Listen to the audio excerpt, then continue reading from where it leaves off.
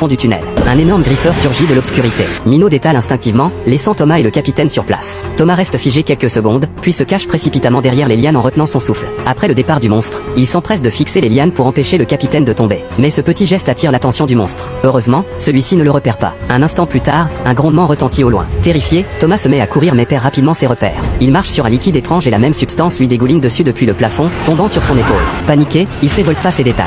Mais le monstre n'est pas stupide, il prend un raccourci et lui barre la route. Thomas, sans expérience, se retrouve vite acculé au bord d'une falaise. Sans échappatoire, il bondit dans le vide.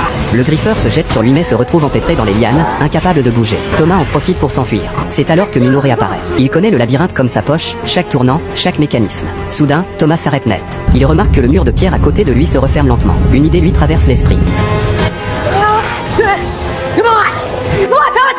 Il attend le moment parfait et utilise le mouvement du labyrinthe pour écraser le monstre entre les parois de pierre. Le lendemain matin, la porte de pierre s'ouvre à nouveau. Tout le monde est stupéfait, Thomas et Minot en sont sortis vivants. Jamais personne n'avait survécu à une nuit dans le labyrinthe. Quand ils apprennent que Thomas a même tué un griffeur, le camp convoque immédiatement une réunion d'urgence. Gali, le chef de la faction conservatrice, réprimande sévèrement Thomas, l'accusant d'avoir agi de son propre chef et d'avoir rompu l'équilibre fragile maintenu depuis longtemps avec les monstres. Who knows what that could mean for us? What do you suggest we do? He has to be punished.